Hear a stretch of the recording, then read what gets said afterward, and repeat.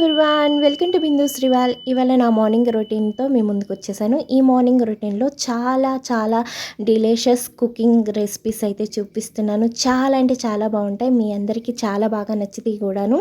ఈ వీడియో మీకు నచ్చినట్టయితే లైక్ చేయండి, షేర్ చేయండి, మీ ఫ్యామిలీ మెంబర్స్కి కూడా ఫార్వర్డ్ చేయండి. మర్చిపోకుండా సబ్స్క్రైబ్ చేసి బెల్ అనే సింబల్ని ఆన్లో పెట్టుకుంటే నేను ఏ వీడియో అయినా ఇలా పెట్టగానే అలా మీకు నోటిఫికేషన్ వచ్చేస్తుందన్నమాట.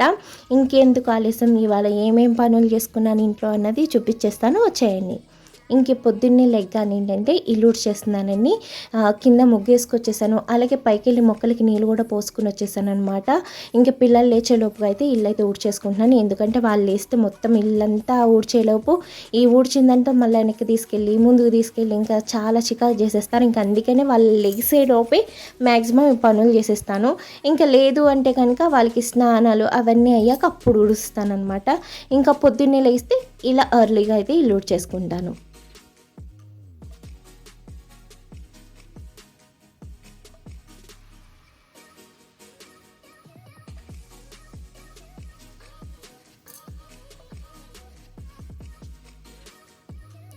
ఇంక ఇల్లు ఊడ్చడం అయిపోయిందండి. ఇంకా రాత్రి తోమిన అంట్లు కొన్ని ఉంటే అవి అయితే సదిరేసుకుంటున్నాను ఎక్కడెక్కడ.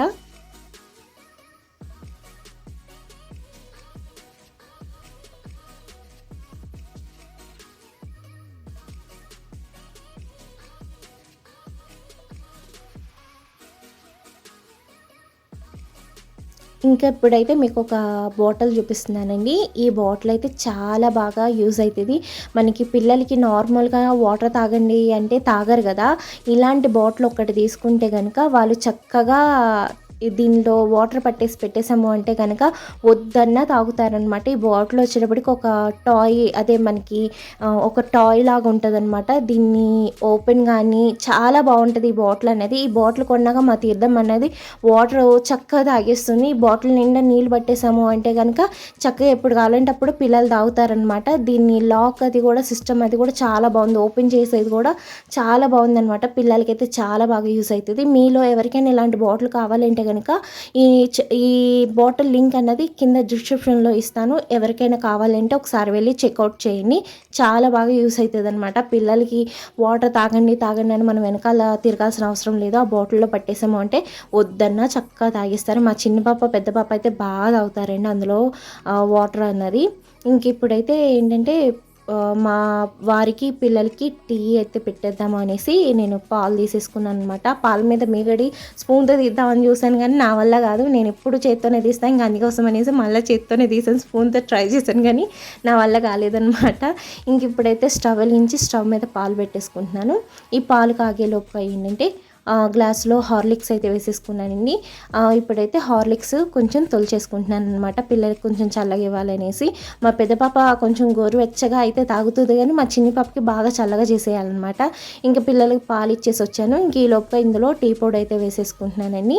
టీ పొడి వేసాక 2 ఇలాచీని కచ్చబచ్చ దంచి వేస్తున్నాను. మా వారికి ఇలాచీ టీ అంటే చాలా ఇష్టం. అల్లం ఇలాచీ అన్న కూడా చాలా ఇష్టంగా తాగుతారు. ఇంక అందుకోసం అనేసి పొద్దున్నే ఆయనకి ఇలాచీ టీ అయితే పెట్టేస్తున్నాను. ఇంక ఈ టీ కూడా మా వారికి ఇచ్చేసి వస్తానండి. ఇంకా మా పిల్లలకైతే స్నానం చేపిద్దాం అనుకున్నా. ఇంకా నన్ను చూపించవా వీడియోలో, నన్ను చూపించవా అనేసి అని అడుగుతుందనమాట. ఇంకా అందుకోసం అనేసి చూపించాను. మా పెద్ద పాపని చూపించాను అనేసి మా చిన్నది అరుస్తుంది అనమాట. ఇంకా అందుకోసం అనేసి ఇద్దరిని చూపించేస్తున్నాను. ఇద్దరిని చూసేయని హాయ్ అని చెప్తుంది మా పెద్ద పాప. మీరు కూడా హాయ్ అని చెప్పేసాను మా చిన్న పాపకి. అండ్ మా పెద్ద పాప చెల్లినే చూపిస్తున్నాను అని చూపించట్లే. ఇద్దరు మాత్రం బాగా అల్లరి చేస్తారండి. వీడియోలో కనిపిస్తానికి ఎంత ఇష్టమో వాళ్ళిద్దరికి.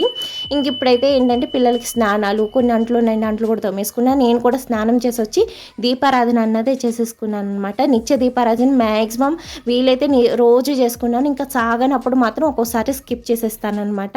ఇంకా దీపారాధన అది అయిపోయాక ఏంటంటే ఇంకా ఇవాళ టమాటో రైస్ చేద్దామని అనుకుంటున్నాను. నైట్ అన్నం కొంచెం ఉందన్నమాట.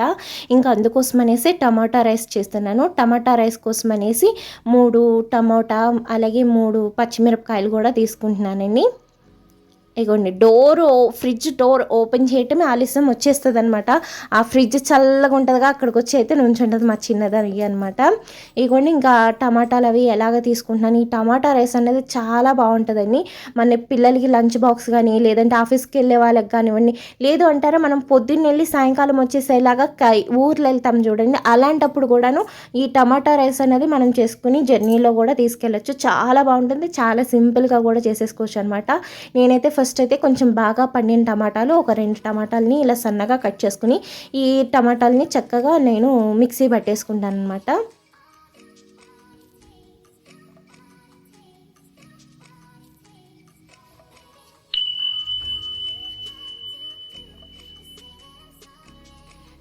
ఇప్పుడైతే నేను ఒక ఆనియన్ తీసుకున్నానండి. ఈ ఆనియన్ కూడా నేను సన్నగా కట్ చేసుకున్నా, అంటే బారుగా చీరికల కింద కట్ చేసుకోవాలన్నమాట.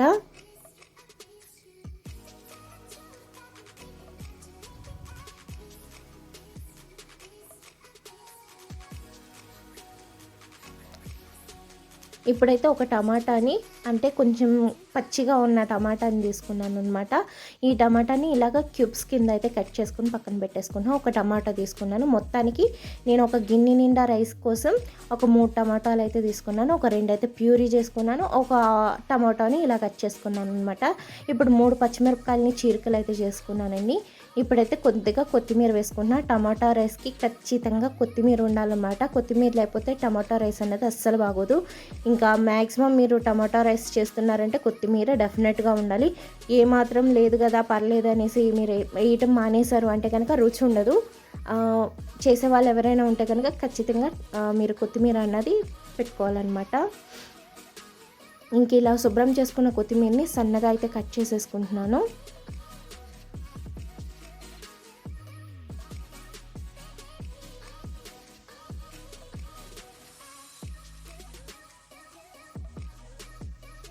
ఈ కట్ చేసిన ఉల్లిపాయలు అవి కూడా ఇక్కడ తీసేసుకుంటున్నానండి.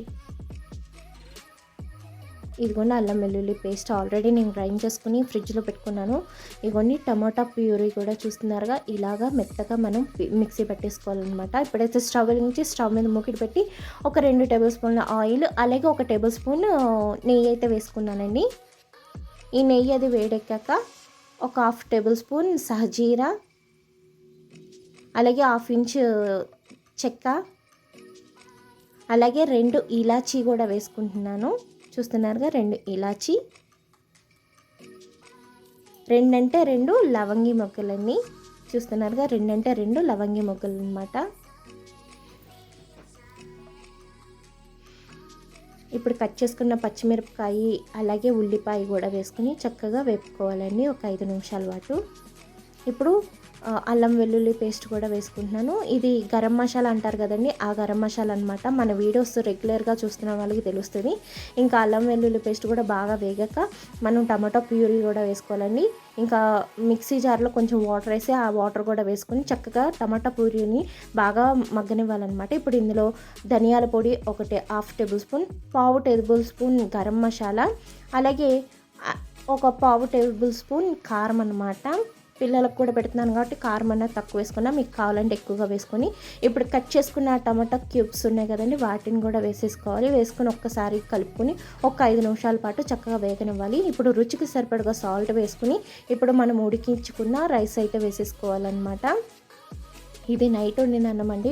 నైట్ అన్నంతో అయినా చేసుకోవచ్చు, లేదంటే మీకు కావాలంటే అప్పటికప్పుడు వండిన అన్నంతో కూడా చేసుకోవచ్చు. కాకపోతే అన్నం అన్నది కొంచెం పలుగ్గా ఉంటే ఈ రైస్కి అన్నది బాగుంటుంది అనమాట. ఇప్పుడు రైస్ అంతా మిక్స్ అయ్యేలాగా కలిపేసుకోవాలండి. రైస్ అంతా మిక్స్ చేసుకున్నాక మనం ఒక 5 నిమిషాల పాటు ఈ రైస్ని చక్కగా మగ్గనివ్వాలి. ఎక్కడైనా ఉండలు ఉంటే కనుక ఇలా చేత్తో చిదిమేసుకొని ఒక 5 నిమిషాలు మగ్గనివ్వండి. ఒక 5 నిమిషాల తర్వాత మనం కొత్తిమీర కూడా వేసుకుని ఒకసారి మళ్ళీ కలిపేసుకుని సర్వ్ చేసేసుకుంటే టమాటో రైస్ అనేది తయారైపోయిందనమాట. చాలా సింపుల్గా చేసుకోవచ్చు, కానీ టేస్ట్ అనేది చాలా బాగుంటుందండి. లంచ్ బాక్సులకి అలాగా మనకి ఈ రెసిపీ అనేది చాలా బాగుంటుంది అనమాట. ఇప్పటికే మా పెద్ద పాపకి ఇచ్చేస్తున్నాను. చూస్తున్నారుగా చాలా టేస్టీగా ఉంటుంది. ఇంక ఇప్పుడు ఏంటి అంటే జీడి పిక్కలు అయితే కోయించేశారండి మా వారు. ఈ జీడి పిక్కల్ని ఎలా శుభ్రం చేసుకుంటున్నాను అన్నది చూపిస్తున్నాను. ఆల్రెడీ ఒక వీడియోలో చూపించాను. అది ఏంటంటే పచ్చి జీడి పిక్కలు అనమాట. ఇవైతే బాగా వెండిన జీడి పిక్కల్ని ఎలా శుభ్రం చేసుకోవాలన్నది కూడా చూపిస్తున్నాను. ఇప్పుడు మనం ఇందులో వేడి వేడి నీళ్ళు అయితే వేసుకుని ఒక్కసారి కడిగేసుకోవాలని.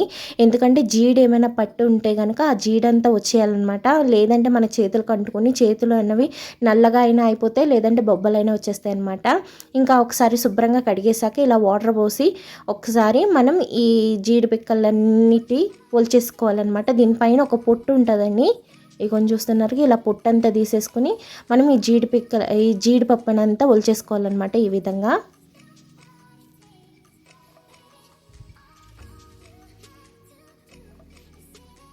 వేడి నీళ్ళు వేసుకుంటే చాలా ఈజీగా వచ్చేస్తాయని. అదే విడిగా అయితే మీరు తీయాలంటే చాలా కష్టంగా ఉంటుంది, కానీ ఇలా ఒలిచేటప్పుడు వేడి నీళ్ళు వేసుకుంటే ఆ పైన తొక్క అనేది చాలా ఈజీగా వచ్చేస్తుంది అనమాట. ఇలా మొత్తం జీడిపప్పునంతా ఒలిచేసుకుని ఒక దాంట్లో వేసేసుకున్నానండి.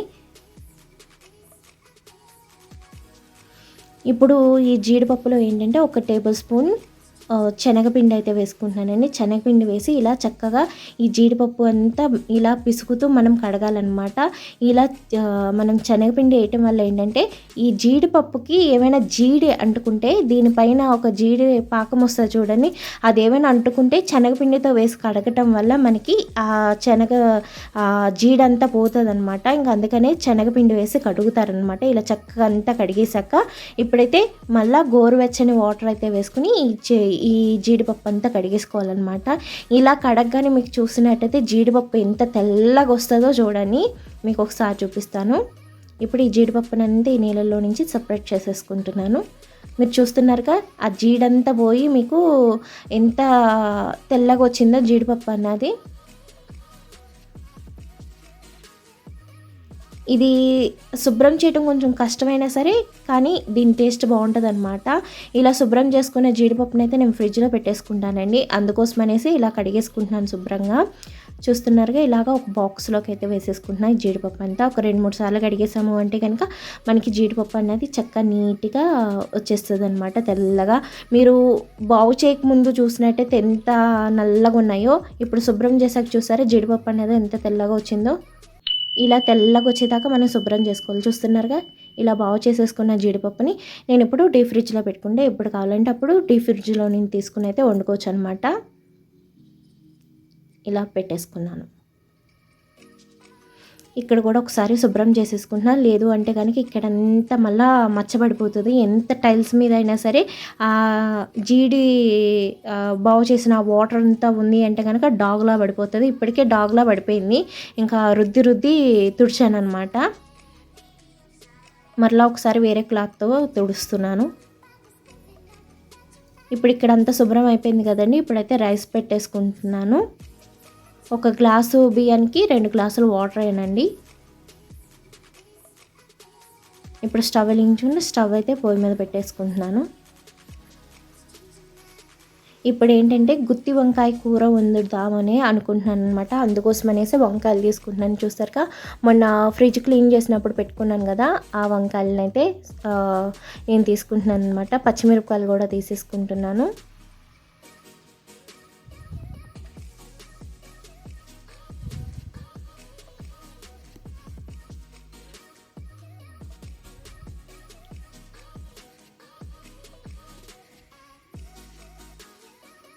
ఇప్పుడు నేను 1/2 కేజీ వంకాయలకి 2 ఉల్లిపాయలు తీసుకున్నానండి. యాక్చువల్గా అయితే ఇవి 1/2 కేజీ వంకాయలు, కానీ 1/2 కేజీలో 1/2 కేజీ వంకాయలు అయితే పాడైపోయినాయి అనమాట. ఇంకా అందుకనేసి 1/2 కేజీ వంకాయలకి సరిపడా క్వాంటిటీలోనే నాకు ముందుగానే డౌట్ కొట్టింది, సగం వంకాయలైనా పోతాయి అనేసి నేను ముందుగానే తక్కువగా తీసుకున్నాను అనమాట. చాలా పోతే మళ్ళీ చేయొచ్చులే అన్న ఉద్దేశంతో ఫస్ట్గానే నేను తక్కువగా తీసుకున్నాను. ఇప్పుడు 2 ఉల్లిపాయలు అయితే తీసుకుని ఈ 2 ఉల్లిపాయలను కూడా మనం కొంచెం సన్నగా కట్ చేసుకుని మిక్సీ జార్లోకి వేసేసుకోవాలన్నమాట.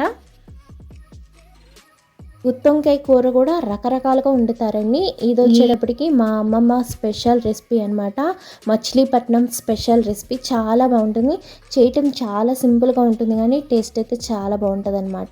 ఇలా కట్ చేసుకున్న ఉల్లిపాయలు అన్నీ వేసేసుకున్నాం కదా. ఇప్పుడు ఇందులో ఒక 1/2 టేబుల్ స్పూన్ జీలకర్ర వేసుకోవాలండి. అలాగే గ్రైండ్ చేసుకున్న అల్లం వెల్లుల్లి పేస్ట్ అయితే నా దగ్గర ఉంది కాబట్టి వేసుకున్నా. లేదు అంటే కనుక మీరు ఇందులో అల్లం వెల్లుల్లిపాయ కూడా వేసుకుని ఇలా మెత్తగా మిక్సీ పట్టేసి పక్కన పెట్టేసుకున్నానండి నేను ఇప్పుడు. ఇక్కడ ఈ ఆనియన్స్ అవి కూడా తీసేసుకుని మళ్ళీ కొద్దిగా ఫ్రెష్ వాటర్ అనేది తీసుకుని ఇప్పుడైతే ఇందులో కొద్దిగా ఉప్పు అయితే వేసేసుకుంటున్నాను. ఉప్పు వేసుకున్నాక వంకాయలు అయితే కట్ చేసేసుకుందాం. ఈ గుత్తి వంకాయకి వచ్చేటప్పటికి వంకాయలు అన్నవి ఇలాగా కొంచెం కాడ అన్నది ఇలా కట్ చేసుకుని ఇలాగ మధ్యకి ఘాట్ అన్నది పెట్టుకోవాలన్నమాట. చూసుకోండి, పుచ్చులు అన్నవి చాలా ఎక్కువ వచ్చేస్తాయి వంకాయకి అన్నది. ఇంకా జాగ్రత్తగా చూసుకోవాలన్నమాట. జాగ్రత్తగా చూసుకొని కట్ చేయాలి. అసలు నిజంగా ఎన్ని పుచ్చులు ఉన్నాయో మనం బయట నుంచి కొనుక్కొచ్చాము అంటే వంకాయకి సగం పైనే డ్యామేజ్ అయిపోతుంది అనమాట. మనం అక్కడ ఎంత చూసుకుని వచ్చినా సరే మనకి ఇక్కడికి ఇంటికి వచ్చేటప్పటికి సగం వంకాయలైనా పోతాయి అన్నమాట. అదే చిన్నగా ఉన్న వంకాయకి అయితే 4 ఘాట్లు పెట్టుకొని, అదే కొంచెం పెద్ద వంకాయ అయితే కనుక మనం మధ్యకు ఒక ఘాటు పెట్టి ఇలా వరుసగా వచ్చేటప్పటికి 3 ఘాట్లు పెట్టుకొని అలా అయితే మనకి వంకాయ అనేది బాగా కుక్ అవుతుంది అనమాట. లేదు అంటే కనుక మీరు పెద్ద వంకాయకి కూడా 4 ఘాట్లు పెడితే కనుక వంకాయ అన్నది సమపాలంగా ఉడకదనమాట. ఇంకా చిన్న వంకాయకి అయితే 4 ఘాట్లు, పెద్ద వంకాయకి అయితే 6 ఘాట్లు పెట్టుకోండి. చూస్తున్నారుగా ఎన్ని వంకాయలు పోయినాయో, సగానికి సగం పోయినాయి అనమాట. ఇలా అన్నిటినీ జాగ్రత్తగా చూసుకొని కట్ చేస్తున్నాను. ఏమైనా కొంచెం మన కంగారుగా అశ్రద్ధగా కోసాము అంటే పుచ్చు వంకాయ అయితే వచ్చేస్తుంది అనమాట. మనకి అంతా బాగుంది కదా అనేసి ఫస్ట్ ఘాటు పెట్టినప్పుడు బాగుంది కదా అనేసి సెకండ్ ఘాటుకి చూడపోయాం అనుకోండి, ఫస్ట్ ఘాటుకి బాగానే ఉంటుంది, ఈ పక్క ఘాటు పెట్టేటప్పటికి దానికి పుచ్చు అయితే ఉంటుందన్నమాట. ఇంకా అందుకే చాలా జాగ్రత్తగా చూసుకుని కోసాను. ఇవాళ వంకాయలు మాత్రం చాలా పుచ్చులు వచ్చేసినాయండి. మనకి ఫ్రిడ్జ్లో ఉన్నా సరే ఆ వంకాయ పురుగు అనేది చావలేదనమాట, అలాగే ఉంది. నాకు ఆశ్చర్యం వేసింది, ఫ్రిడ్జ్ కూలింగ్ అనేది చాలా ఉంది, అయినా కూడా వంకాయ పురుగు అనేది చావకుండానే ఉంది. అది ఒకదాని నుంచి ఇంకో దానికి వెళ్ళి మిగిలిన వంకాయలను కూడా డ్యామేజ్ చేసేసింది. ఇంకొక రోజు కానీ కొంచెం ఉంటే కనుక ఈ వంకాయలు కూడా రాకపోను. ఎప్పుడైనా సరే గుత్తి వంకాయ తెచ్చుకున్న మరుసటి రోజే వండేసుకోవాలి. ఇంకా తర్వాత వండుదాంలో ఒక 2 రోజులు పోయాక వండుదామంటే అసలు ఒక్క కాయ కూడా మన చేతికి రాదు. ఇగోండి నేను చూశాను కదా, ఇక మెయిన్ నుంచి నేనైతే అదే పని చేస్తాను. మీరు చూస్తున్నట్టే పురుగులు పడేస్తూ ఉన్నాను అనమాట. ప్రతి ఒక 4-5 పురుగులు అయితే వచ్చినాయి. నాకైతే ఎంత చిరాకు వచ్చేసిందో. ఇంకా శుభ్రంగా కడిగేసుకున్నాను అనమాట. కడుక్కొని అప్పుడు వండాను నీకు వంకాయలనైతే.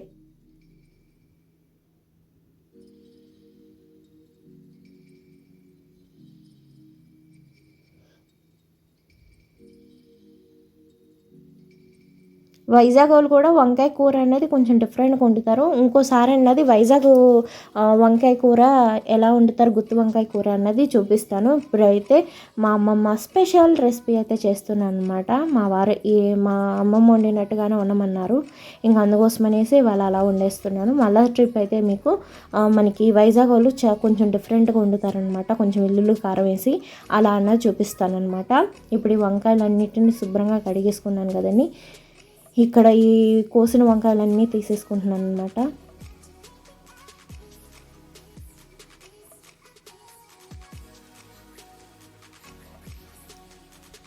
ఇప్పుడైతే ఇలా గ్రైండ్ చేసుకున్న మసాలా అంతా ఒక గిన్నెలోకి వేసేసుకుంటున్నాను.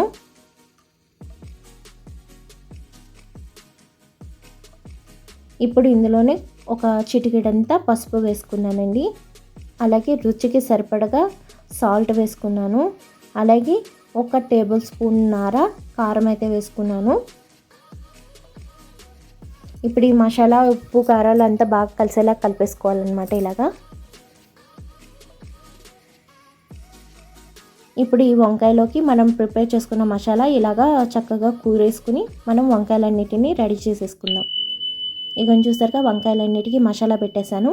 ఇప్పుడైతే స్టవ్ వెలిగించి స్టవ్ మీద మూకిడి వేడెక్కాక మనం ఆయిల్ అయితే వేసుకోవాలి. ఈ వంకాయ కర్రీకి వచ్చేటప్పుడు కొంచెం ఆయిల్ ఎక్కువ ఉంటేనే బాగుంటుంది. అలాగే 4 పచ్చిమిరపకాయ చీరుకులు, 2 కరివేపాకు రెబ్బలు అయితే వేసుకుని ఒక 2 నిమిషాల పాటు వేపుకోవాలని. ఈ కరివేపాకు, ఈ పచ్చిమిరపకాయ బాగా వేగాక ఇప్పుడు మసాలా కూరిన వంకాయలన్నిటిని వేసేసుకోవాలన్నమాట. వేసేసుకున్నాక ఈ మసాలా ఉన్న ప్లేటు అలాగే మసాలా కలిపిన గిన్నెలో ఉన్న మసాలా కూడా మొత్తం అంతా ఊడ్చేసి వేసుకున్నాను. ఇప్పుడైతే కదుపుకుండా మూత పెట్టేసుకుందామని. మూత పెట్టి ఒక 5 నిమిషాల పాటు మగ్గనిద్దాం. అది మగ్గేలోపుగా, వంకాయ కూర మగ్గేలోపుగా నేనైతే చింతపండు, అది వాము చారు కోసం అనేసి చింతపండు వేసుకుని శుభ్రంగా ఒకసారి పిసికేసుకున్నానండి. ఇప్పుడైతే ఒక గిన్నెలోకి చింతపండు గుజ్జంతా వేసేసుకున్నాను. ఇప్పుడు మళ్ళీ ఈ గిన్నెలోకి వేసుకుంటున్నాను. ఎందుకు అంటే చూస్తున్నారుగా, మనకి చింతపండులో తుక్కు వస్తుంది కదండి, ఆ తుక్కు అనేది ఇలాగా సపరేట్ అయిపోతుంది అనమాట. మనం చారు అన్నది అడుగు కంటే కూడా వేసుకోవచ్చు అనమాట, ఇలాగా మనం చారు పెట్టుకున్నట్టయితే. ఇప్పుడు మనకి పులుపుకి, అంటే మనం చారు ఎంత పులుపు తింటామో అంత పులుపుకి సరిపడేలాగా వాటర్ అనేది వేసుకుని, అలాగే ఇందులో కొద్దిగంటే పసుపు వేసుకున్నాను, అలాగే రుచికి సరిపడగా సాల్ట్ వేసుకుని ఈ చారు అనేది పొయ్యి మీద పెట్టేసుకుని మరిగించడమే. ఇంకేమీ వేయాల్సిన అవసరం లేదనమాట. ఉత్తిగా ఇలా మరిగిస్తేనే చాలు అనమాట ఈ చారుకు వచ్చేటప్పటికి. చారు మరిగేలోపుగా మనం ఒకసారి కూరని అయితే చెక్ చేసేసుకుందాము. బాగా మగ్గింది చూసారా కూర అన్నది. ఒక్కసారి ఇలాగా దాకని ఇలా కదిపేసి మనం ఒకసారి వంకాయలు అన్నవి చాలా జాగ్రత్తగా కదుపుకోవాలండి, లేదంటే వంకాయ అన్నది చిదురైపోతుంది అనమాట. వంకాయ అనేది చక్కగా మగ్గింది. మూత పెట్టి ఇంకొక 5 నిమిషాల పాటు మగ్గనిద్దాం. ఇంకో 5 నిమిషాల తర్వాత చూస్తే ఇంకా బాగా మగ్గిందనమాట. చూస్తున్నారు ఎంత చక్కగా మగ్గిపోయిందో. మనం ఈ కర్రీ వచ్చేటప్పటికి సిమ్లోనే మగ్గించాలండి. హై ఫ్లేమ్లో పెడితే కనుక మాడిపోతుంది. అలాగే వంకాయ అన్నది ప్రాపర్గా ఉడకదనమాట. మనకి వంకాయ అనేది చక్కగా ఉడకాలంటే సిమ్లో పెట్టే మాత్రమే ఉడికించుకోవాలి. ఇప్పుడు చారు అయితే మరిగిపోయిందండి. ఈ చారుని దింపేసి పక్కన పెట్టేసుకుందాము. ఇప్పుడు ఇదే పొయ్యి మీద చారు పోపు కోసం చిన్న గిన్నె పెట్టుకున్నానండి. ఆయిల్ అయితే ఒక 4 టేబుల్ స్పూన్ల ఆయిల్, అలాగే 5 వెల్లుల్లి రెబ్బలు, కొద్దిగా ఆవాలు, కొద్దిగా పొట్టు మినపప్పు, అలాగే కొద్దిగా జీలకర్ర. ఇప్పుడు 1 టేబుల్ స్పూన్ వామండి. వాముని ఇలా చేత్తో ఇలా నలుపుకుని వాములో ఈ పోపులో వేసుకోవాలన్నమాట. మనకి వాము చారు అంటే ఈ పోపులో చక్కగా ఇలా వాముని నలిపి వేస్తే వాము చారు అన్నది రెడీ అయిపోయింది. ఇప్పుడు పోపు అంతా బాగా వేగాక మనం ఇందులో చారులోకి తిరగమూత వేసేసుకుంటామే. వాము చారు అన్నది రెడీ అయిపోయిందండి. పిల్లలకి ఎప్పుడైనా మందంగా ఉన్న, ఆకలి వాళ్ళకి తక్కువైంది అన్నప్పుడైనా ఇలా చారు పెట్టేస్తే చాలండి, పిల్లలు ఆకలి అనేది చక్కగా పుట్టిద్ది అనమాట. ఇప్పుడైతే కర్రీని కూడా ఒకసారి చూసేసుకున్నాము. కర్రీ అనేది పర్ఫెక్ట్గా అయిపోయిందండి. ఇప్పుడు ఇందులో కొత్తిమీర వేసుకుని మనం అనేది సర్వ్ చేసేసుకుంటామే. టేస్టీ గుత్తి వంకాయ కర్రీ తయారైపోయిందనమాట. ఇంకా అంతేనండి. నా మార్నింగ్ రొటీన్ ఎలా ఉంది, ఈ ఈ రెసిపీస్ అన్నీ మీకు ఎలా అనిపించినాయి, మీకు నచ్చినాయా? నచ్చితే కనుక డెఫినెట్గా మీ ఇంట్లో ట్రై చేయండి. ట్రై చేసి మీకు ఎలా కుదిరింది అన్నది కామెంట్ చేయండి, లైక్ చేయండి, షేర్ చేయండి. అలాగే స్కిప్ చేయకుండా చివరి దాకా చూసినందుకు థ్యాంక్స్ ఫర్ వాచింగ్. మర్చిపోకుండా సబ్స్క్రైబ్ చేసి పిల్లన్న సింబల్ని ఆన్లో పెట్టుకుంటే నేను ఏ వీడియో అయినా ఇలా పెట్టుకుని అలా మీకు నోటిఫికేషన్ వచ్చేస్తుంది అనమాట. మరొక మంచి వీడియోతో మళ్ళీ కలుసుకుంటే, అప్పటిదాకా బాయ్, టేక్ కేర్.